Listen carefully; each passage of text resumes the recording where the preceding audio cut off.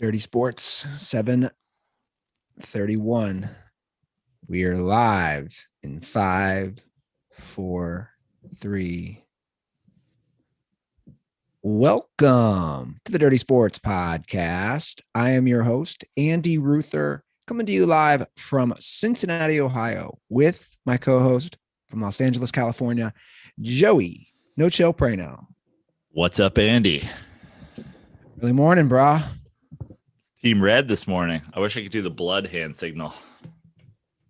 Yeah, our Team Red. I went to the game last night. And have you slept in your Reds gear? No, I wore a Sabo jersey, but this was underneath. And apparently, I recognize this Cincy shirt is very popular. A lot of people were wearing it. And I was like, God, everybody has this thing on. That's that Cincy company, right? Yeah. But yeah, it was my first night game. And very disappointing news. The Reds have raised. You've been ejected from Great American Ballpark for going backstage and walking through the kitchen of the hot dog stand trying to get your own hot dogs. No, but it is related to the hot dogs. The Reds have the Reds have already decided to raise the $20 all you can eat thing to $25. Yeah, bunch of fat Midwesterners heard about it and they got there and they're like, "We're losing money." I said, guys, like, I did this 2 weeks ago. So I've already raised it. Come on, what are you doing? I talked about it on my podcast. I mean, it's still a good deal. 5 hot dogs, unlimited popcorn, peanuts, chips, and a drink for $25. It's still a good deal. And I did it, but you did it. And did you give hot dogs to like your buddies? Yeah. Okay. That's the move. I would hope so. I'm not eating 5 hot dogs. Well, that's the thing. The one drink, 5 hot dogs thing. It almost makes it seem like it's like. Oh, the one drink's kind of BS, by the way. Value meal. Okay. Because of COVID, protocol, they want you to get a new cup every time. Right. So you put on a wristband, and that's what identifies for you to get all the stuff. So you could give that's actually a good rule though, because then you could just hand that soda to somebody else. Exactly. Yeah. So, well, I'm glad to hear everything in the Midwest is as I left it, a bunch of fat person deals. You can upgrade to the $27. Everything comes with chili on it too. I wish. I love baseball girls. That's what I'm going to lead off with this. I was saying yesterday. Baseball girls? Like just girls that go to ball games. Yeah. There's always attractive women at baseball games. Just it's a different breed. I was noticing that last night. Telling my buddies, like, look how many cute girls are here, man. Cute girls in baseball outfits. Be a lot better if we could score a run, though. What was the final? 4-0. Man, it was 1-0 heading into the 9th. Posey had a 3-run double. So the Reds. Last 2 games I've gone to, Reds and White Sox, Reds, Giants, combined, and this will lead into our Kluber talk real quick, combined 5 runs in the last 2 Reds games. So a 4-0 loss and a 1-0 loss? And a 1-0 win. Okay. And if you go back to the Dodgers game, did the Reds score that game that we went to? Did they score 1? Yeah, maybe 1. Yeah. So they have 2 runs in the last 3 games I've gone to. Yeah. So look, it does, again, leads me to that discussion of, as a fan, I don't mind pitchers duels. And, the Giants as a team were really dealing last night. But, man, I would like some runs when I'm going to, not even just for my team. Like, these games are going quick. Yeah, but that's baseball's, this is why baseball and the powers that be. And I saw a funny tweet today. Somebody said, Rob Manfred's definitely going to ban no hitters soon by, making it so pitchers can't pitch into the 9th inning or something like that. But wasn't this baseball's problem? Baseball's too long. That was what I've been hearing for years. Baseball's struggling because it's too long. Now no hitters are happening in 2 hours and 3 minutes. Baseball doesn't have enough runs. Well, now we're talking about like we literally have to pick a lane. Is baseball too long, or who's we? Who is we? People who complain about baseball. I'm not like I didn't complain either way. I'm saying for my personal enjoyment. So you're right. So you're saying baseball is not long enough. I don't care about length. I'm just saying I want to see some runs. Like I said, this is crazy for me. Think about it. If I've gone to 4 games, and I know it's one team, so people could say, well, maybe your team sucks and can't get runs. That's definitely part of the problem. That would certainly be. I think the major problem in baseball right now, I don't want to say a major problem, but like the issue is that the teams that can't hit. Yes, batting average is down throughout the league and whatever, but like the Mariners have been no hit twice already. Like there's the teams that, pitching and defense and the shift and the, 3 true outcomes and launch angle and all that stuff factors into less offense. But also the teams that are bad are bad. So then, you guys aren't good. You started off hot. Well, but it's not just the Reds. That's my point is I'm going to think about it. If there's been 5 runs in the last 2 games combined, the teams they're playing aren't scoring. Last night, again, the Giants had 1 run heading into the 9th. Right. My point is like, it's both teams. And I was just like, man, I don't mind strikeouts, but I'm thinking in my head, can we get a little excitement in this ballpark? I don't know. It is interesting, right? We have Kluber through the 6th no-hitter already. Yep. So I would love to hear from the Dirtballs. What do you guys think from a fan experience? Would you prefer more runs, pitchers duels? I don't know. Obviously I like good pitching. There's no doubt about it that the game, I'm not arguing that the game has not become less exciting, but I think people focus on, again, all the wrong things. I've made this point before. This is like when the NFL tries to fix things. Oh, people are getting hurt too much on kickoffs. Let's move the kickoff forward so that teams can now kick pop-up kicks inside the 5 and fucking murder kick returners. Like it's they make the worst rule changes, and yet like they don't fix the problem that, like, again, umpiring sucks. Every day we see like robot umps, like forget just going to robot umps. I want to spill like umpire blood on the streets of major league cities everywhere. Like umpires are a terrorist organization at this point. They ruin baseball. They do it openly. They're so quick to throw guys out. Like the umpires suck. The shift sucks. The launch angle thing, I get the analytics of it, but maybe if we take the shift, maybe if we make an adjustment to the shift, we make an adjustment to the strike zone.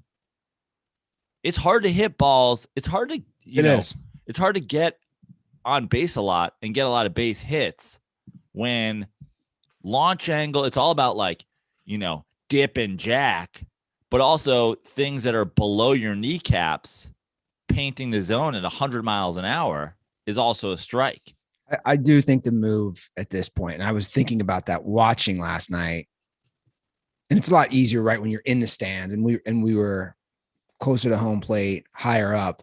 When you see the shift from that viewpoint, you just say, how are these guys supposed to get hits? Everybody's shifted to one side of the field. I think that could and be the answer would be, equal. oh, go the other way. Go the other way. Like when Jacob deGrom is putting 100 on your lower inner part of the strike zone, I don't care who you couldn't go the other way if you're a fucking Jedi. Yeah.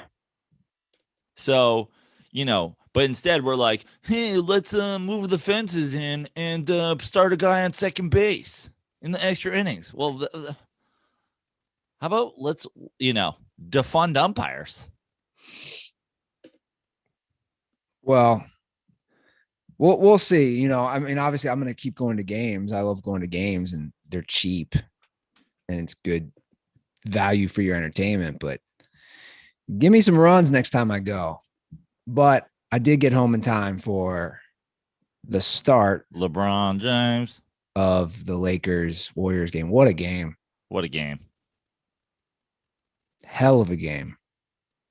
I mean, it's just so good. Like this is big. The end of the game deal event this Memorial Day. This is big. It's a big deal event. Sorry. Yeah. I was pulling up the box score. Game, the end of the game excitement is one thing. I had, obviously anything can happen in the Warriors next play-in game, but I was more looking at this game going like, it'll be interesting to see how each of these teams look. The Warriors playing a, team that is the defending champs, that has everybody back, maybe not everybody at full strength, but has everybody back. And then LeBron coming back, a bit hobbled against, a Steph Curry led team that's been pretty hot. It was more me like, seeing where they're at, because they're both going to probably have to play, the 1 and 2 seeds going forward. And it kind of played out as I thought it would. But it was just such an exciting finish. But the defense of the Lakers in the second half turned up and, took that game over. Yeah. Really did. I mean, just some key plays. Like, the Caruso had that huge steal after he shot off the side of the backboard, made up for it. And that was huge. Huge shots back and forth. Steph looked amazing. Steph looked great. Although, Steph looked great, played great, had some huge shots. I mean, the shot at the end of the first half where he's double teamed and he still refused to pass and he gets that bucket was incredible. But the thing about Steph is it to me, I just always find it interesting the way, and I was like this about Kobe's career. I've been like this about LeBron's career. I've been like this. The way people decide like the narrative or like how they're going to root for somebody. If that game ended in reverse, if Steph hits a huge shot to go ahead on a, end of a shot clock, 35-footer, it's the way like, if any quarterback like makes a crazy pass, it's insane. But if Mahomes does it, it's like typical Mahomes.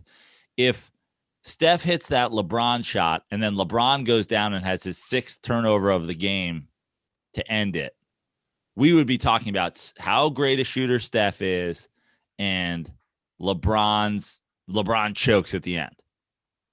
In the end, LeBron hits the game winner in Steph's eye. Steph comes down, has his 6th turnover of the game, doesn't even get a shot off. Game over. Yeah, I mean, that's a tough. 2.1 seconds. That's a tough spot for Steph Curry. No doubt about it. I am just talking about, the perception versus the reality. The reality is that's absolutely a tough spot. But the reality of it is, LeBron James playing past his minutes limit has a clutch 3 in Steph Curry's eye. Like, why are we not talking? Like, why is the whole thing like luck and his eye gouge and how much he was acting and whatever, and not like, here we go, the GOAT is back. He's done it again, folks. Well, I think a lot of people were still saying that. I mean, that shot was pretty insane. Here's the thing. LeBron James, to me, in terms of, you know, his mental aptitude of the game, the way he gets other players going, his ability to be a team leader, like, is he still the single best player in basketball? It's getting close, but like, I'll still like take him for what he can do. But I will say one thing. If Steph Curry, if that game is reversed and Steph Curry hits LeBron's shot and LeBron turns that ball over, we are absolutely, the media this morning is absolutely doing is Steph Curry the best player in the NBA conversation? Well, I mean, that's a good, because that's a good talking point. That's a good clickbaity, let's have a discussion around this. And that's all the media is nowadays. Sports, politics. News isn't news anymore. And obviously that applies to sports. I mean, if you have to fill 3 hours with Skip Bayless and Shannon Sharp, what are you doing? Like, seriously, what are you doing? They don't do 3 hours, do they? I don't know. They do a lot, probably. That would be insanity. A lot of these shows do 2-3 hours. They're not talking about the hot dogs at the Reds game. They want to debate for 30 minutes about. And that's my thing always, which is, and I was talking to Tug about this when we went to play golf the other day. It's like, you gotta push me. I'm either doing hyperbole or you really got to back me into a corner to say, this guy sucks, this guy's great. Like, generally on this show, when I talk about guys, it starts with the underlying fact. These guys are all better at their given sport than I am at anything in life. I am on the record. Steph Curry is the greatest shooter of all time. Steph Curry is an all-time player. Steph Curry is like top 15 for sure. And, has the ability to be higher than that. That being said, I like Steph Curry. I love Steph Curry. I'm a Steph Curry fan. I would say I'm borderline a Steph Curry stan. But then I'm also like, hey, I feel like sometimes I've got to be painted as some sort of Steph Curry truther, because I'm like, let's tap the brakes a little bit in saying this is what Steph Curry is compared to other guys. And I'm just glad that, it came out on the right side last night. And I'd like to see Steph and the Warriors win that game and get in, because I think that's better for the league. I think it makes for a more exciting first round. But if it had been reversed, we'd be having a whole other discussion this morning. People have kind of accepted the fact that LeBron James is just going to do this. But if he does, and it's like not even that big a deal. It's also like, it's luck. And let's talk more about his flopping. Let's talk about that. I'm like, all right, guys. He was definitely doing some acting with the eye thing, but I think that was to try to get a flagrant foul. I mean, I think it was to try to get the flagrant foul too. I think it was almost more to try to get some rest than it was for the flagrant. The flagrant was certainly a factor too. Win-win situation. He gets a little bit of rest. Also, and again, I'm totally fine with that being a common foul, but Draymond Green put 2 hands into a guy's face. Like, it wasn't a common foul. Well, I like the comment, though. I don't know if it was Van Gundy or Mark Jackson said, though, he doesn't have the athletic ability to jump with LeBron, if that makes sense. I think it was Van Gundy. I mean, the comment, he's doing that. He's going for the ball, but he can't get as high as the ball. He's not going for the ball. 2 hands to face. You think he's just going for his face? I mean, what I think is he jumped knowing I'm going to foul him, and then was surprised to be like, oh, I'm not even going to be able to get his arms, but I'm going to foul him. And yeah, I think he put 2 hands into his face. Yeah, I think it's a common foul, personally. I'm fine with it being a common foul, but then when you come down 2 possessions later and Steph rubs somebody going around a pick, and you're like, there's absolutely no contact there whatsoever, and they call a common foul, you're like, Well, these can't both be common fouls, right? Like my thing is again with like umps, refs, like I need consistency. If 2 hands to the face on a dunk attempt is a common foul, I'm fine with that because that's got a sort of a let them play vibe. But then Steph Curry sliding off of little fucking picks. Let him fucking play. Yeah. I'm all for let him play. You know why I'm all for let him play? Because, first of all, my Knicks are a hard-nosed defensive team. So let's let them play. Gives my team a better chance to win. And then after the Knicks, my rooting interest is LeBron James, who's Rob Gronkowski on a basketball court. So I'm totally fine with let him play. So Memphis goes to Golden State, and then tonight the Pacers travel to DC. Who do you like in those 2 games? I like the Pacers and I like the Warriors. Yeah, me too. But I can see both teams going. I can see both games going the other way if, certain players go off. I'll be rooting for good games. But I think for excitement factor, we want the Warriors and the Wizards in. Well, better name recognition with Westbrook and Beal if you get the Wizards in. Yeah. And a lot of these matchups are good for playing out. Celtics, Nets now. The big names and the big teams. I mean that game last night, we all knew the Lakers were going to come back, I think. Yeah. But the back and forth in that fourth quarter was, I don't know. Dare I say the best game of the year so far? Yeah, up there. Certainly with all things considered, the stakes on the line. What do you think in terms of what you saw from the Lakers? There was rust, obviously. Yeah. But I almost think winning a game like that would help them more than if they won easily.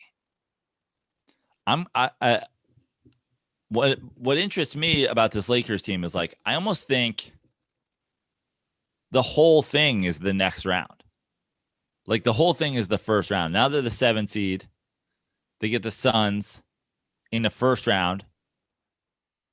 If they beat a Suns team, and if they beat a Suns team, sort of relatively easily, 5 games, 6 games, 7 games is, now we're talking about pushing long series to, with guys who have had health issues the whole year. So like a long series is going to hurt them going forward.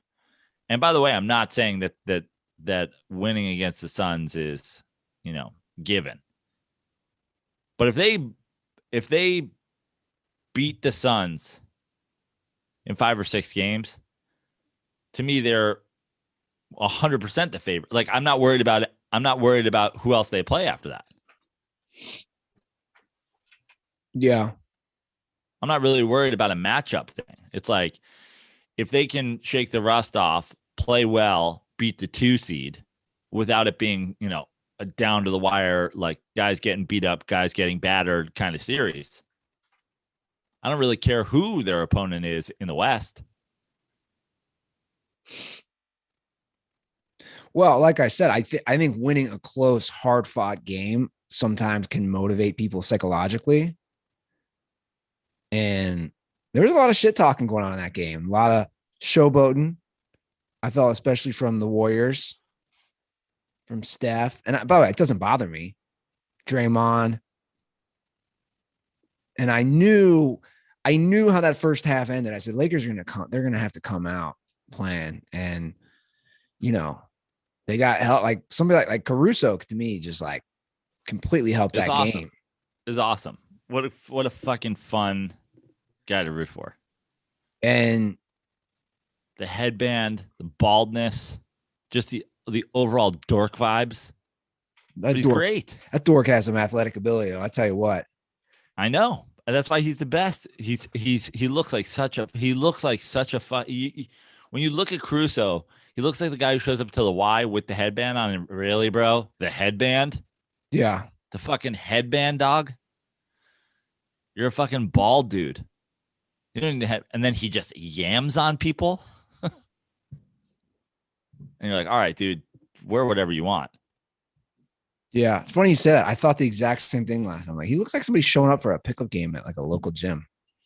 That's like too into it. You know what I mean? It's the opposite of like the Billy Hoyle thing where he's like, no, he's got the fucking Back to the Future hat. No, he's got he's all geared up. And you're like, bro, you look like a dork. And he's like, I might be the third best player on the Lakers.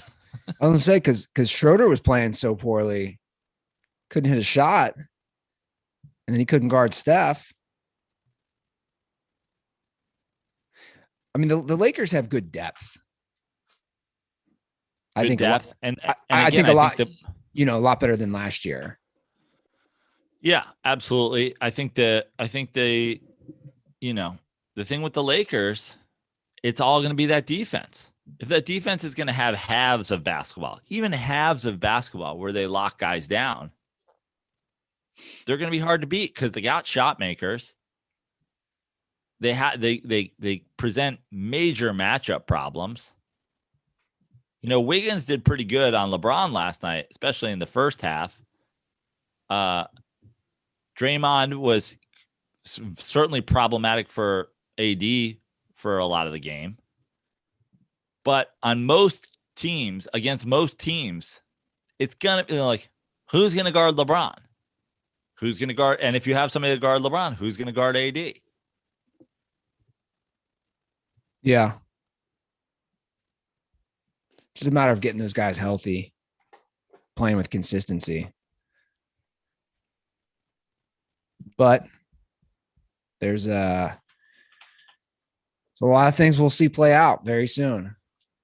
And for me, the biggest news of the week of the NBA has been Kwame Brown. Now, I have had snippets of this story. This guy's a star. I mean, he's been trending for like 3 or 4 days now. If you're not following him, I watched 5 seconds or 15 seconds of one, and I was like, okay, he hasn't said it. Like, he's starting to say something, but he hasn't said anything yet. And then I was like, oh, this is 7 minutes. I was like, I don't have time for this right now. So he's been going off on his Instagram Live. It started with him going against, because of things said on the podcast, Matt Barnes and Steven Jackson have a podcast, and they had made some comments about him. And Gilbert Arenas was on. Is that what happened? And Gilbert was on too. Obviously, Kwame Brown, the joke forever, a bust, the number 1 overall pick, Michael Jordan's pick, the Wizards, then his days with the Lakers, whatever. He had 13 years in the NBA. I didn't realize he was such like a country guy. Like, he's a good old country boy, right? And to me, that's what makes it funny. Part of it is just, he's got that down south accent, and he's going. I pulled clips. Play him, because I know that he's been doing it, but I haven't heard the words. I just keep seeing he chose violence and turned down for never, and like. So we'll just play clips for different people. So this is him. This is a quicker one. This is him going at Steven Jackson. Hold on. Well, let me rewind it. I'm excited for Steven Jackson because, like, listen, who likes Matt Barnes? Nobody. Well, this is a quick one. But like, okay. This is how things were getting going. This is 4 days ago. This is a 24-second clip. Fuck you talking about? So I'm gonna address you directly at No Chill Gil. That's Gilbert Arenas. And at Stack 5, fake Black Lives Matter activist ass nigga. And a gangbanger that killed niggas at the same time, allegedly. So you just confused. So I'm gonna help your little confused ass out. Just give me about 3-4 minutes. Fuck. Okay, so that's just like a quick clip. Okay. That was at Steven Jackson. So he's saying a lot of different things. So like he's calling people, like calling them out. It's getting personal. Now, this is the Matt Barnes. This is a little Yeah, longer. this is what I'm here for. Okay. Fuck Matt Barnes. That's okay though. Well, that's okay though. Well, hold on. What he said, I thought it was funny what he said about Steven Jackson. He was like, wait, I don't know. So I don't know too much about it, but he's saying, wait, dude, your Black Lives Matter, but also you're like, pick a lane. Yeah. That's his thing on a lot of this stuff is he's just calling dudes out for what he views as like. So, but here's my thing. Like, that's fine. And that's whatever. And we can get it. We could like, I think we've done plenty of stuff on Black Lives Matter and, you know, violence and inner city violence and gangbang. Like it's a complicated issue. What I'm here for, the heat that I'm here for is Kwame Brown is clearly upset that people are trash talking him and calling him a bust and blah, blah, blah, blah, blah. So what I'm here for is his response. Like, okay, you're calling out somebody's like political. I want the heat. Well, I'm here for all the heat and I'm going to play a lot of them. And to me, again, that's what's funny. This is longer. This is a minute 7. This is Matt Barnes. This is the Matt Barnes diss, one of many. And you haven't followed this. They are all going back and forth. So how it's been playing out is Kwame Brown will release an Instagram live, then Steven Jackson will come back with one. Then Matt Barnes will come back with one. And then Kwame Brown comes back. We need a like, what is it when it's on Twitter? Like an unravel, like I need to like, I need thread. But I need it. Like, I literally need a thread. I need to be like, I need to watch this video. And then I need a chronological stacking of these videos. So this is from yesterday. This is posted 20 hours ago. If there's a DirtBall who's like deep in this thing, put it all in one place for me. Dude, there's too much. DM it to me in chronological order. Start your own Twitter thread. I mean, this tweet literally says Kwame Brown fires back at Matt Barnes. I don't think this will ever end. This is from 20 hours ago. This shows how much has been going on with that comment. I don't think this will ever end. So this is Kwame Brown, who's always, for some reason, in a car when he's doing it a lot of times, or a truck. And Becky with the good hair, I hope you learned your lesson, boy. Matt Barnes. You need to shut your goddamn mouth. You ain't a man amongst men. I don't want to hear shit else from you. You can pass out weed. I heard Yuck Mouth say it on the podcast. You cool because you showed up and passed out weed. See, that's what I'm talking about. We got to get stupid ass niggas like you out of our culture. That don't mean you cool, bitch. You should have been passing out book bags, you dumb motherfucker. You should have been passing out some hope to these children. But no, what you want to spread the fuck around is that you some type of tough nigga. Because your emotional ass had to jump your motherfucking gate, bitch. That means you wasn't welcome there. You one of them sadistic, suicidal, crazy son bitches. How the fuck you got to jump the gate at your own house, bitch? You a goddamn shame. Not only was a nigga in your house, you got to jump your own goddamn gate. Ah, damn, you ain't welcome, boy. Just like you ain't welcome in none of these real man conversations. So shut your goddamn mouth, bitch. See, now we're getting somewhere. I mean, the gate jumping, I think, is reference. I think, is that the reference to Derek Fisher? Because, you know, Derek Fisher was banging his girl or his ex. Yeah. I'll be honest. There's like a timeline that I'm not fully up to date on. And here's his Jamel Hill line, or going after her. Did she get involved? Or she's just catching strays? She tweeted that. God, this. I'll be honest. This is tough to keep track of. Let me see what she tweeted. Well, it's tough to keep track of for me because I haven't kept track of it at all. But that's what you're here for, Andy. I have enjoyed it. She tweeted to Kwame Brown. She tweeted, he's not on Twitter, but she tweeted, God damn, she tweets too much. I'm trying to go through her fucking Twitter. I've had her blocked for years, which I know is a wild thing to hear from such a woke cuck like me. She tweeted, Oh, this is how it started. On May 17th, she tweeted Kwame Brown today and yesterday, and there's violence checked, right? Okay. Like a picture of violence. Yeah. So he responds to her doing that. I love this. I love that she just said like an innocuous tweet. Yes. He's like, I got bullets for everybody. So now he again is in his truck. He's always, a lot of times he's in the truck. I'm so into this. And this is what he says to her. Miss Hill, please don't do that no more. Please don't lie on me like that no more. My mama in the ground, she dead and gone.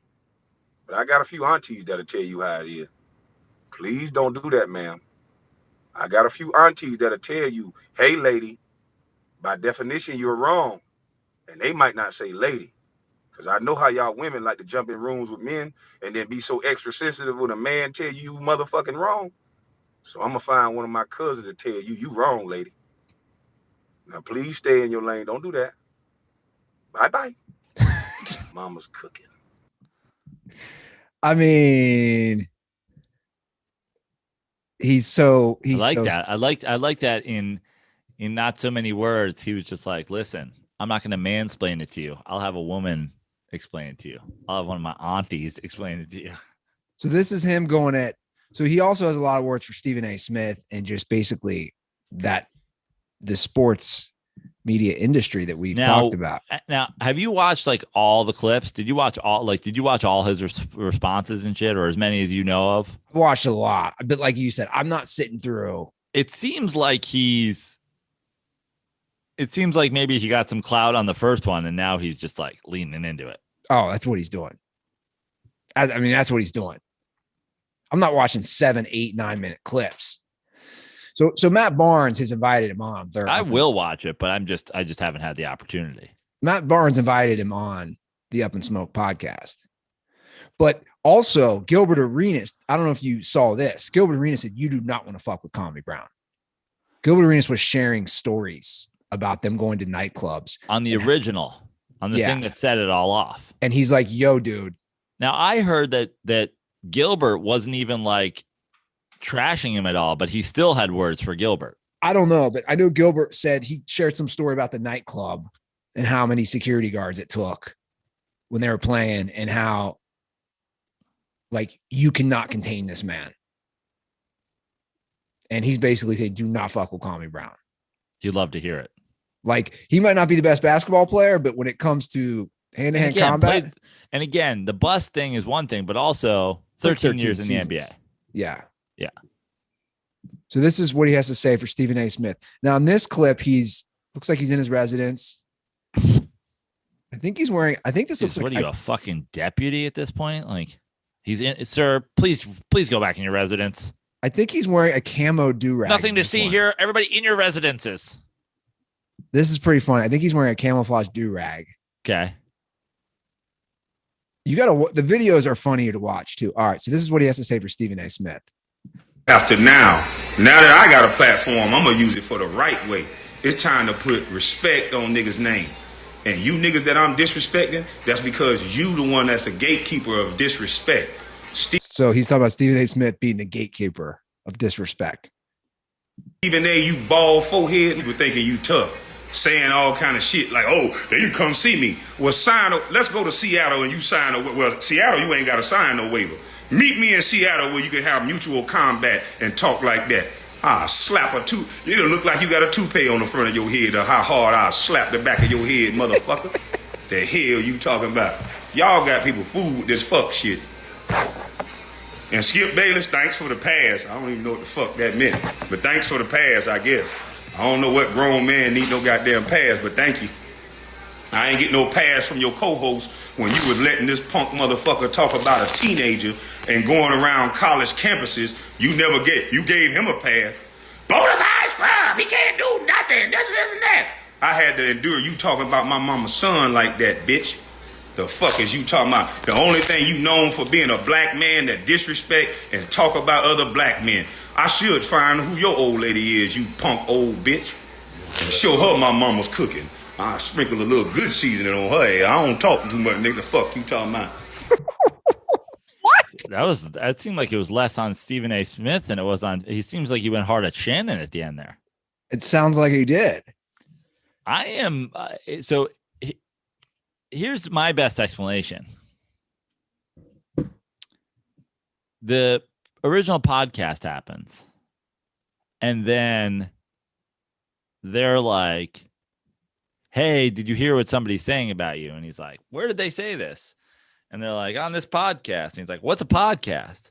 And they're like, well, let me show you. And then they pull up, Instagram clips. And he's like, this is a podcast? Like, well, this is an Instagram. And he's like, what's Instagram? Like, it seems like he just discovered the internet and just found out that he's like, oh, I can talk directly to everybody. I think he did. And so now he's like, oh, so if I say I'm going to slap Stephen A. Smith, he will see this? And they're like, yeah, just talk to your phone, dude. And he's like, ah. So now he's just sitting around like, it's like when you're fucking, one of your parents discovers FaceTime, they start FaceTiming you every day. He just realized like he can go live on Instagram and the whole world's going to fucking see it. And he's like, oh, well, why don't I just talk about slapping everybody? Oh, bro, it's nonstop. I mean, he went hard at Charlemagne yesterday. Great.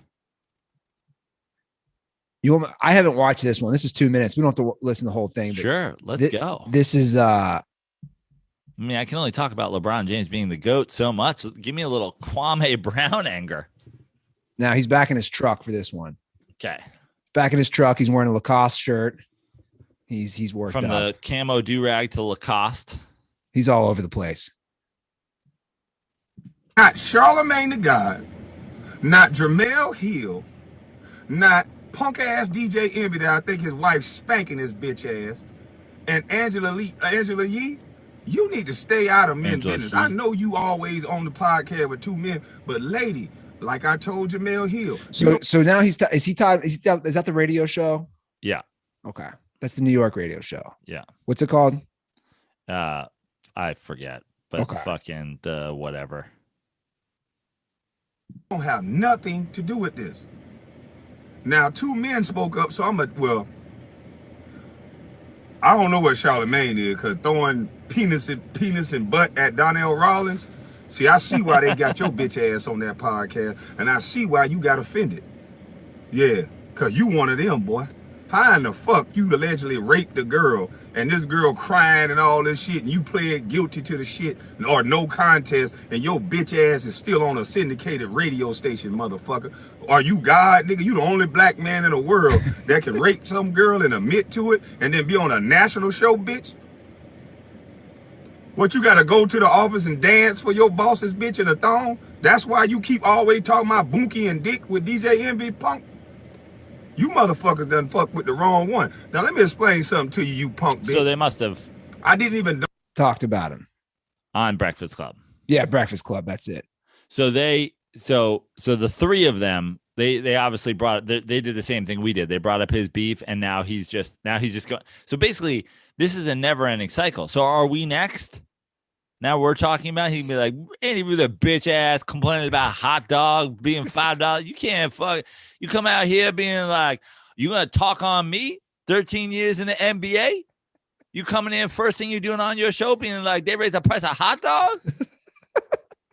I'll come there, I'll slap a hot dog down your throat. Over there talking about jumping off kiddie rides. Fucking playing around in the fucking gears at amusement parks, coming at me. I got a cousin who had a traumatic brain injury. I ain't gonna do it myself, but you square up on my cousin, Dented Frank. Get you and Dented Frank in the ring in Seattle. We'll have a dent off. See how much smack you talking then, Andy Ruther? And then fucking Prano over here, pedophile mustache ass looking fucking Groucho Marx looking motherfucker talking about me. Come on now. Let's finish this Charlemagne so clip. Hard your fucking relatives in the motherland be feeling it. Smack them fucking caterpillar eyebrows off your fucking face, Prano. Get the fuck out of here. Let me get the last 45 seconds or whatever it is in the Charlemagne clip. Know my sister that my daddy had when you went to high school with him, you dummy. I didn't even know her. I know her now. I met her at my grandmother's funeral, you punk bitch. See, that's what happened when you speak about shit you don't know what you're talking about. And that's what happens, Charlamagne, when you hang around so many women and sleeping on them couches. You try to tell a man that don't identify with what you talking about. Because I know the women you hang around say that a man that'll say you a motherfucking punk bitch, somehow that's violence. But by definition, that is not violence. Maybe I need my mouth washed out with soap, but that's my opinion. You a motherfucking punk ass bitch. And that's not violence, sir. And I I did Zach Galifianakis fucking Hangover meme in the middle of that one. I'm like, what? I'm like, I don't even know who he's talking about anymore. But I think this is an ongoing thing. It's just like it's a cycle. It seems like he had the beef with the people who talked about him. Now he has the beef with the people who talked about the conversation he had with them. So this is just never like I'm telling you, he's just addicted to Instagram Live at this point. I'm all for it. I think we're next. You know, whoever, like, I love it. I can't wait to see who fucking he's hilarious. Who goes at next?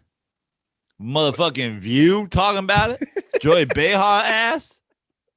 I'm enjoy Behar. Take an almond joy, put it in your eyeball. Whoopie ass Goldberg, trick ass bitch. Black on black crime hating bitch. Your lips are gonna be a color purple after I kick you in the teeth, Whoopi. I'm all for it. Like, who knew Kwame Brown was so funny? Yeah. I think and by you're right. Funny, you just mean insane.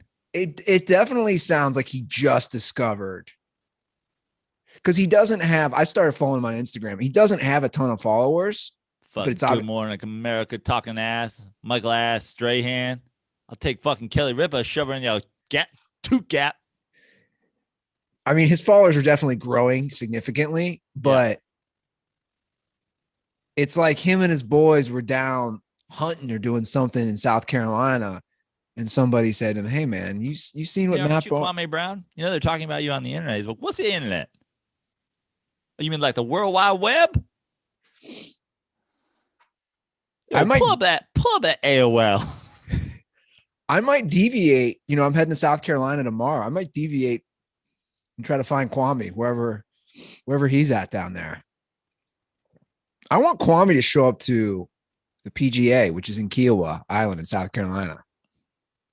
Yeah, where's that Rory ass McIlroy? Can you imagine, bitch? Can you imagine them cutting to Kwame Brown on the course? Well, we've decided to get a different audience. Jim Nance is going to Kwame. He's standing there like the guy with the nail in his head in Happy Gilmore. He's fucking 3 heads taller than everybody else. I love you, Mr. Gilmore. I love the truck move. I love the Instagram Live in his truck.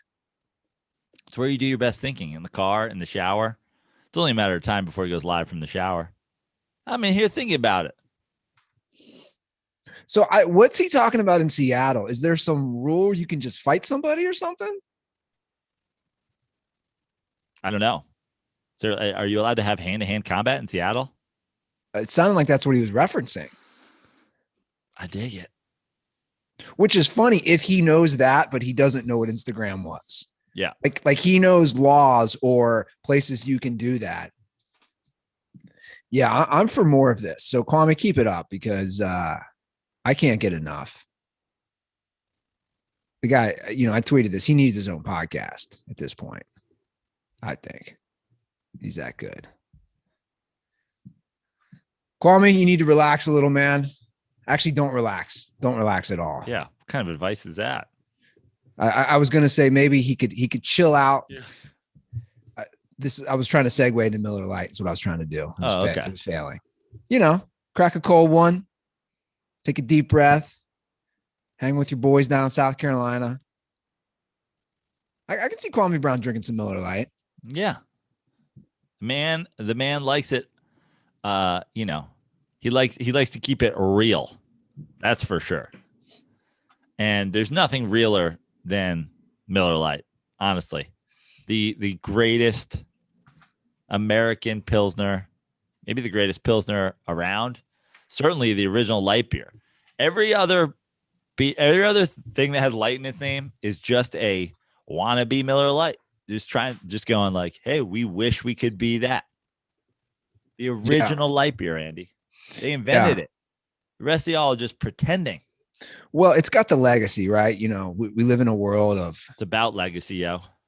That's right. We live in a world of like seltzers and IPAs, but Miller Lite, that's the dependable one. You've always been able to depend on it since 1975.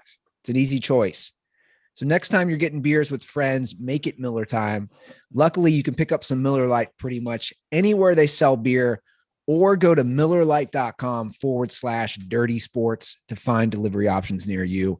It's Miller time. Celebrate responsibly. Miller Brewing Company, Milwaukee, Wisconsin, 96 calories and 3.2 carbs per 12 ounces. Great taste, less filling. Just, I mean, we had a bunch out on the golf course the other day. Hold on. You want me to try to answer it? Sure. Doing live calls? Oh, I hate they go so quick. Yeah. Somebody needs to make another Dirty Sports remix with that as the beat. Boom, boom, boom. Boom, boom, boom. Well, we can go to calls. We'll keep it short today. Okay.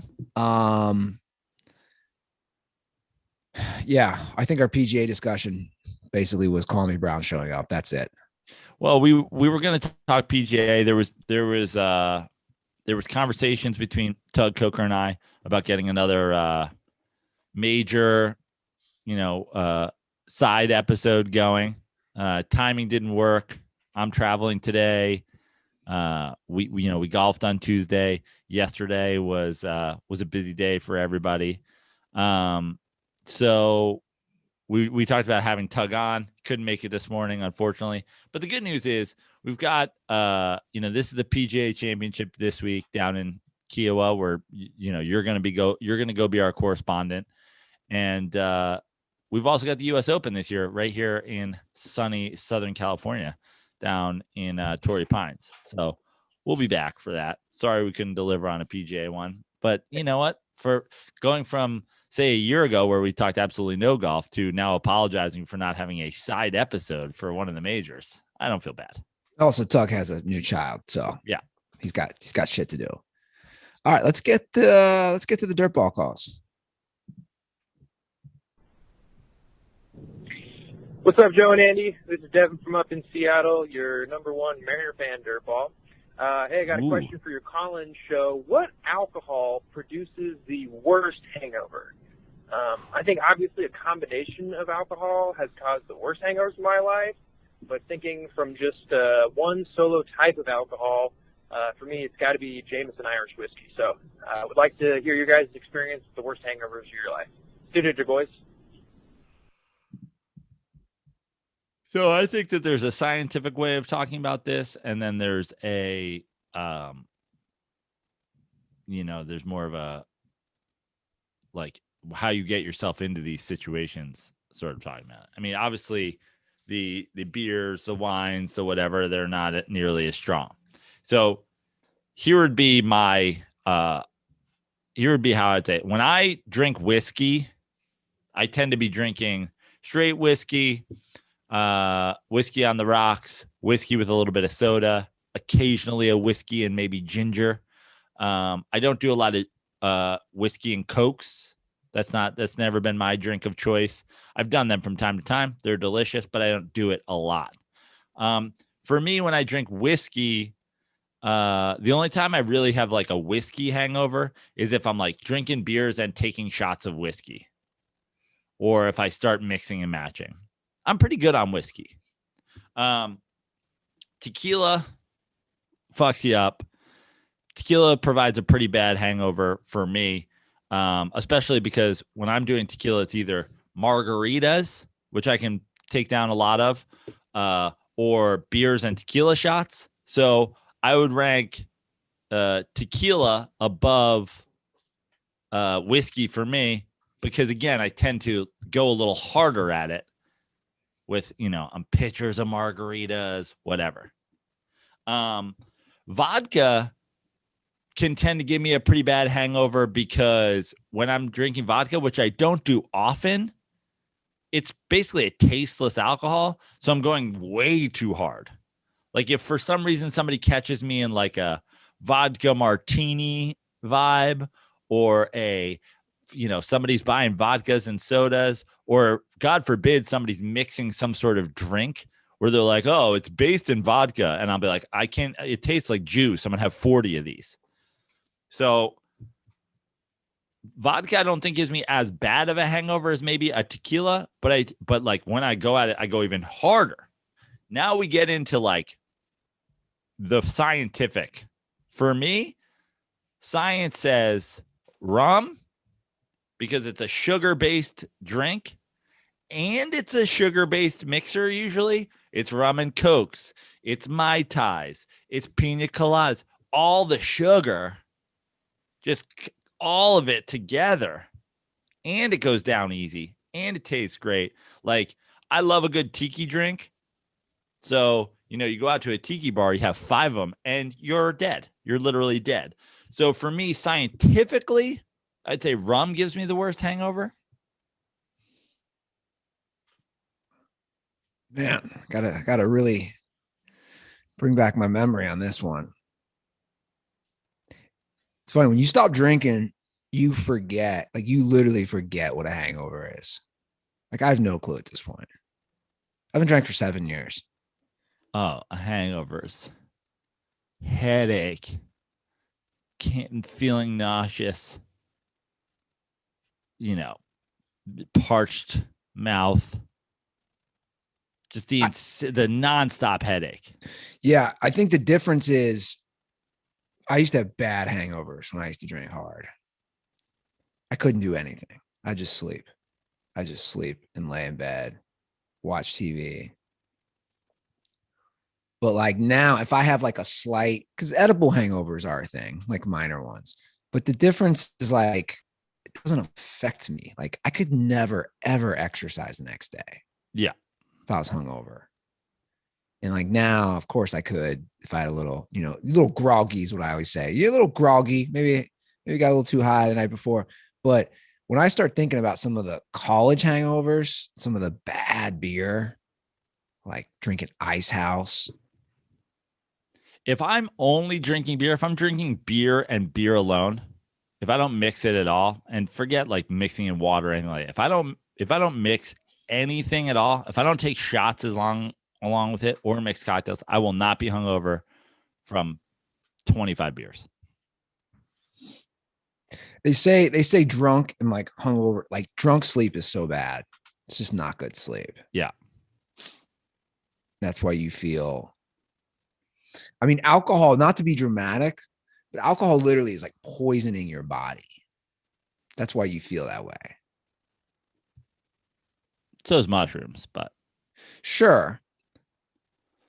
Doesn't mean I don't, like, I know personally, I said this last night at the game. I was like, sometimes I miss the savage days of just going off sometimes.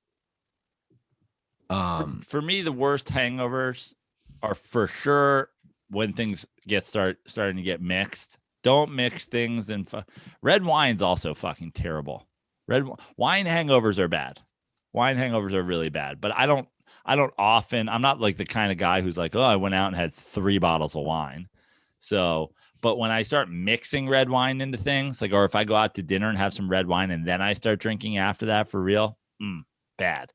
So I'm sure that if I did do like hey, let's get wine drunk all night, that hangover would be trash. But again, I'm just gonna say scientifically, stay away from the sugar and stay away from mixing and matching. And that's where it gets dangerous. It's like, oh, I got so fucked up on tequila. It's like, yeah, but that's because you were like margaritas and beers and shots of tequila. And like, yeah, mixing and matching is that'll do you in. All right. I love rum drinks, but man, the sugar will fuck you up. That was my move. Freshman year of college, I was such a big Captain and Coke guy. Oh, I used to love Captain and Coke. We used to do this thing called Tough Guy Fridays. You couldn't have beer The rule was you started drinking at like 2 or 3 in the afternoon. And I would do it with the upperclassmen in my fraternity, like the seniors when I was a freshman. And so you had to have liquor. I mean, obviously, where's this going? Like it's going to end poorly. If you're 18-year-old kid, you start drinking at 3 in the afternoon on a Friday and it's liquor. The time you want to go to the bars 8 hours later, you're in a vegetable state. Tough Guy Fridays never ended good. I used to love bringing Fridays. I used to love bringing cups like this. Kwame Brown is listening to this right now. I mean, like, tough guy talking about drinking rum and cokes. Tough Guy Friday. My auntie have a Tough Guy Friday. She finger your butthole. Tough Guy Friday sounds very gay too. Crack ass shit. Tough Guy Friday. Me and all my other white friends sitting around drinking Coca-Colas, jerking each other off in the fraternity house. Tough Guy Fridays. But like, take a cup like this, like a big cup, mix it. Sometimes take, even when that was like the move, bring it in the shower, thinking you're cool. Like, I'm bringing the rum and coke in the shower while I'm in the dorms. I'm going to keep drinking even while I'm showering. Fucking dork. God, I was such a dork. Pictures of me. Oh my God. The shit I wore. Embarrassing. Total dork. Okay, here's a call for me. Hey, boys. Brandon out in Minnesota. We're headed out to Cincinnati for the first time for the home opener, Vikings versus Bengals at Paul Brown Stadium, September 12th. I've never been to Cincinnati, so I guess the point of my call is I'm looking for some things to do Saturday night, the day before the game. So let me know. Thank you, boys. Stay dirty. Little Vikes Bengals season opener. First thing you need to do is get some chili. No, I'm kidding. I haven't gone out too much because things are like just now opening up. But there's lots of good spots in an area called Over the Rhine, which we've gone to. That's where. Do you remember that place that had video games that we went to? Yeah. And I met that girl on Tinder. Yeah. So and like, then there was the rooftop one that was pretty good. Yeah, where everybody's playing cornhole. Were they playing cornhole? I don't even remember. Yeah, that. that's called Rheingeist. Okay. So Rheingeist is cool. Over the Rhine. Yeah. Right. They were playing cornhole inside. Yeah. Yeah. Yeah, and then they had a rooftop on top of that.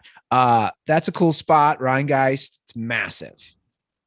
And then Over the Rhine is just full of bars. Area called the Banks, which is down by the Red Stadium, has a ton of bars now, and they've closed off the street. I don't know what the name of the street, but they've closed off that street by the Red Stadium so you can have open container on the street. So there's tons of fun areas there. Mount Adams used to be cool, but I think that's changed. That's up in the hill overlooking the city. The thing I've realized that I didn't fully appreciate when I grew up here was how hilly and, to be honest, scenic a lot of this city is, that I just took it for granted, which is crazy because you just get used to it. But like, I realized, Cincinnati is actually a pretty city. You'll find stuff to do. I'm giving them some ideas.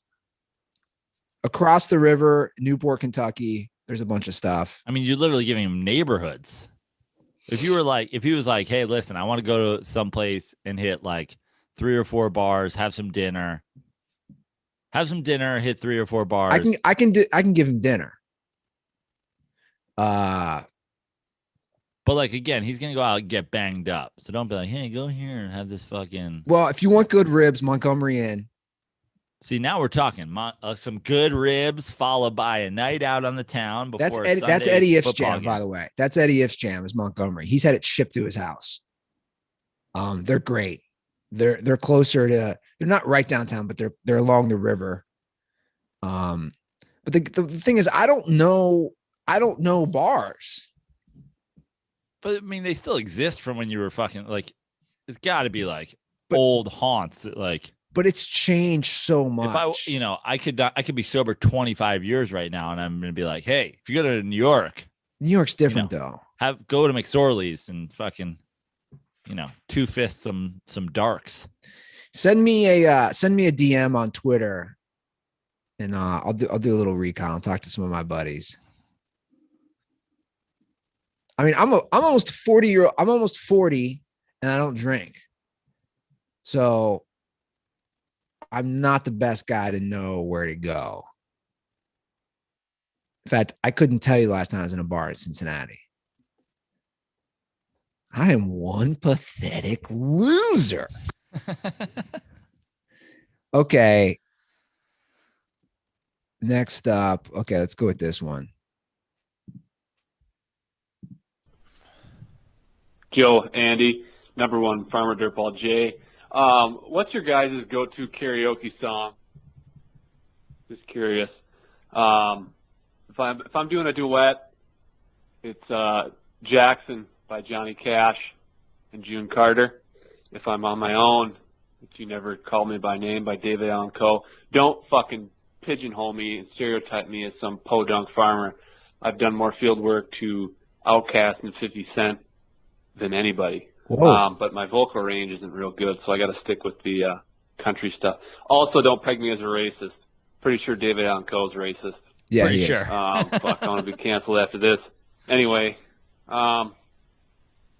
stay dirty, boys. I think we've done this before. I think we've done it before too. I'm certain we've done it before. I know we have. I have a few. I don't love doing karaoke. I like to go to karaoke. I like to watch karaoke. I'm not that big on singing, but like, you always get yourself into the situation where somebody's like, you gotta sing. So I have a couple go-tos. It all depends on the mood. It all depends on like what I'm going for. Basically from serious, like if it's a fucking slow night at the karaoke bar, I'll sing Pearl Jam's Last Kiss. If we are, we're swinging a little bit more, I'll do Dean Martin, Ain't That a Kick in the Head. When we start to dip into comedy, I'll do Backstreet Boys, I Want It That Way. And then if I'm just trying to blow the roof off a place, I will do Ice Ice Baby. Yeah, Backstreet Boys, I Want It That Way is a go-to. I don't like karaoke either. I'd rather watch it. I love going. I have no problem. Like, I'll go to karaoke bars. I'll go to the karaoke rooms in New York all the time. Like, I am all for it, but I enjoy just drinking and watching people sing more than I like doing it myself. Those are four. Oh, let's get it. You want to go live? Oh, damn it. Man, you are slow on the draw. What do you mean slow? I hit accept. Unbelievable. I mean, first of all, get your noties. You should know we're live. They call them noties. Is that what they call them? That sounds like a very Nick D'Alessandro thing. You got your noties on, dog? That's who I heard it from. Oh, I have to accept my microphone. Oh, it's a Skype issue. Yeah, that was a Nick D'Alessandro thing for sure. He used to say noties. All right, he's going to keep calling. This will be funny. Hey, turn your noties on so I know whether or not you guys are live or if I can go to Don's. Like, fuck D'Alessandro. Literally every single person in America calls McDonald's Mickey D's. Mickey D's. I know. Except for fucking old Nicky D, who's like, no, Nicky D and Mickey D sound too close. I'm going with Don's. I saw a new. He's like, we going to PH? What's PH? Pizza Hut. Oh, you mean the Hut? I saw a new term yesterday. Apparently this is a thing now. Older. Do you know? Have you heard the term for older millennials? No. And they were debating, is this offensive to older God. millennials? Millennials born from 1980 to 1985. Is this geriatric millennials? Yes. Oh, okay. I have heard that. Geriatric millennials. So like I would be a geriatric millennial. Yeah. And then so there was a huge write-up on it, and under it was they did a Twitter poll. Is this offensive to people born between 1980 and 1985?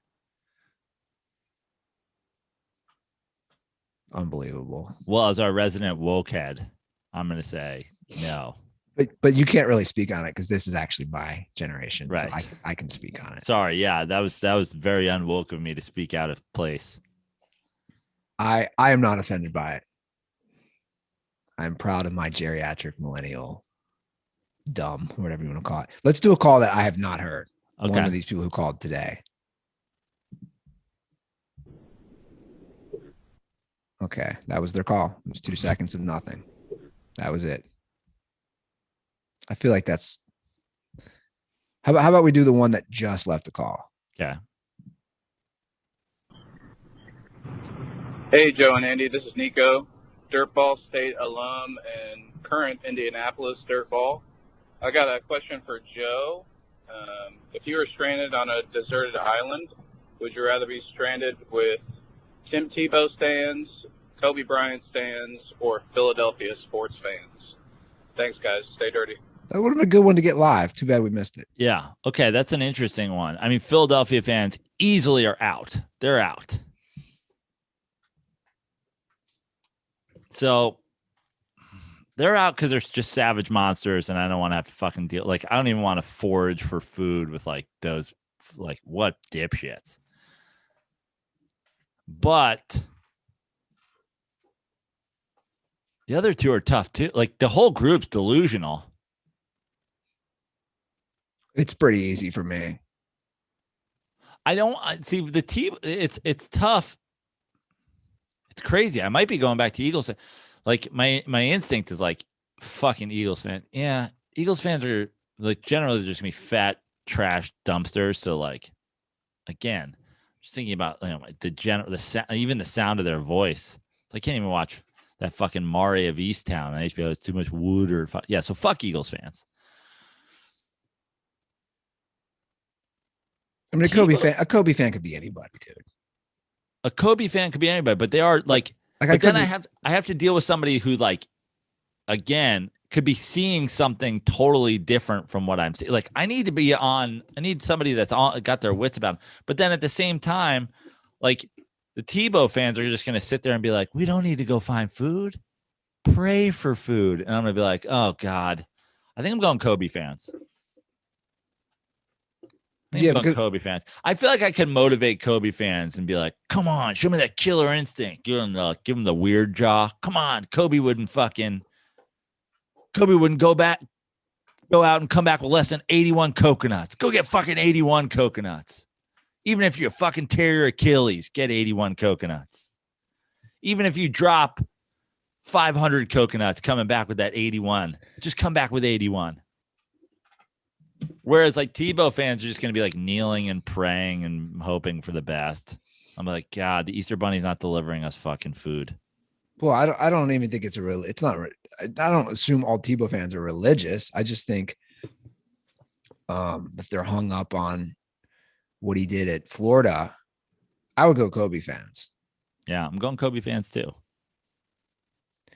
All right, 310-359-8365. That's the hotline. Monday will be an all-call show.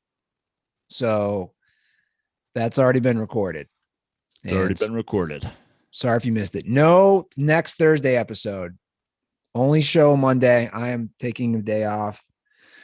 Joe is too, obviously. Vacation. So you get one show next week.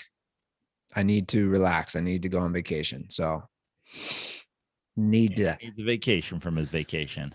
I need a little R&R at the beach. I'll be on working vacations. I'm leaving immediately after I hang up here. I'm going to San Francisco for 3 shows this weekend. One tonight at District 6, which is formerly the Soma Streets Food Park, which I've actually done a show at before. I didn't realize that's where it was. But if you're in the Bay Area, Soma Street Food Park tonight, doing a little feature set before Matt Rife. Tomorrow and Saturday, headlining Executive Order, 2 shows Friday, 2 shows Saturday. So go on my Instagram or look up Laugh City or go on, whatever. I've put a lot of tweets out about it. Or Instagrams about it. You'll figure it out. Next week in Alaska, the week after in San Diego. Cool. Thanks for the iTunes reviews, guys. I went to the post office this week. So a bunch where everybody was sent out. So if you want koozies, drop an iTunes review, DM me leave your Twitter or Instagram handle, and I can DM you for your address. So, and shout out to the post office around here. Normally I don't say that. It was the friendliest guy ever. Like, shout out to the post office. He was so friendly. And I'm used to dealing with angry, annoyed people in Venice Beach. This guy couldn't have helped me more. We were trying to figure out the cheapest way for me to send out koozies. Like, I broke it all down. I was like, so I got these koozies and I got more coming. Like, but anyway, he was nice. Great. So shout out to him. All right, guys, that's the episode. Thank you for tuning in. Enjoy your weekend. And as always,